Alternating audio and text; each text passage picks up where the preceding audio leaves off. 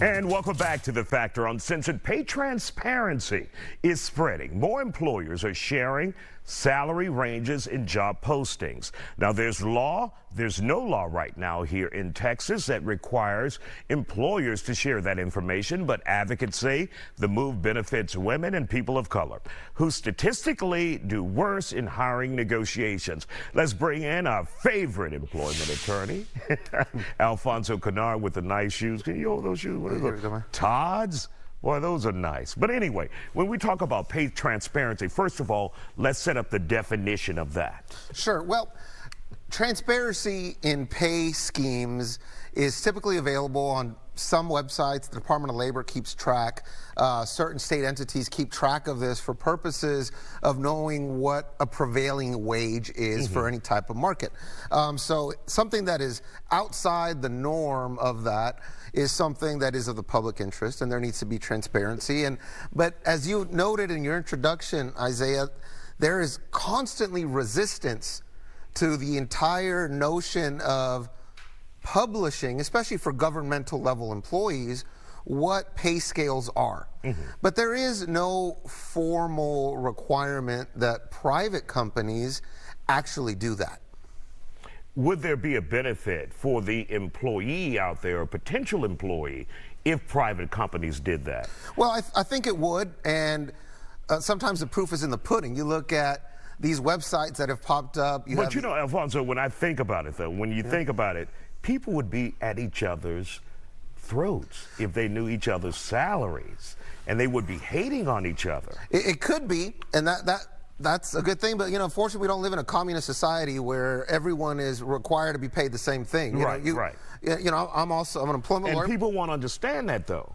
Well, maybe everyone won't understand that. You come in with experience, with value, you know, that may take you higher than the average person who comes into that position. No, sure. I mean, look, there are laws that protect individuals for scenarios like you just discussed. You know, it's one thing to get butthurt that so-and-so is making more than you, but if it's because so-and-so worked harder, so-and-so works late, comes in early, well, then that's a different deal. But if you're a woman, for example, the Equal Pay Act has been on the books, the Lilly Ledbetter Act has been on the books, and it's intended to address those very types of issues. But you know, how do folks find out? Because they talk in the office. Right. And as much as an employer would love to make sure that nobody knows what everyone else is making, let's be honest.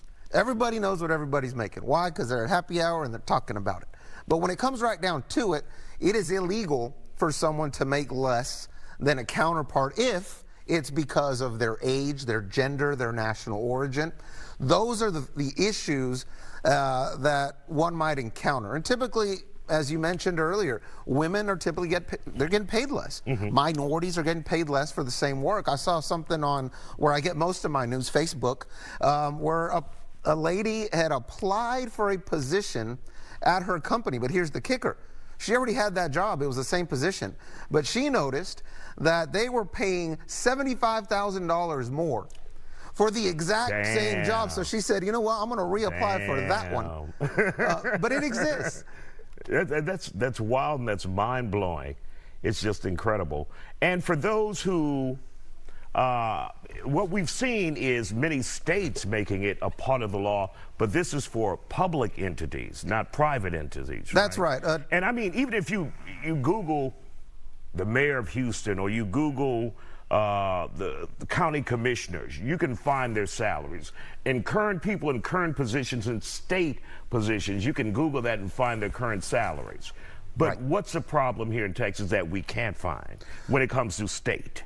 Well, when it comes to the state, they do have these provisions in place, and until the legislature does something about it, these protections will remain in place. And why is that? Because certain folks at certain positions would prefer that the public not know what certain folks are making.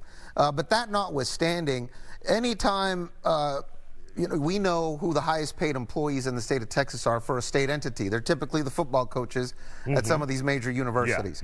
Because not the governor, the football coach. Right, those are disclosed. But you know, oftentimes this information can be available to someone. If you're willing to sit down at your computer, write a letter, and print out a FOIA request, you can request this information, and then you put the onus on them If you really need to know a particular entity, you put the onus on them to tell you they won't give it All to right, you. and really quick, last question. Sorry, Sonora.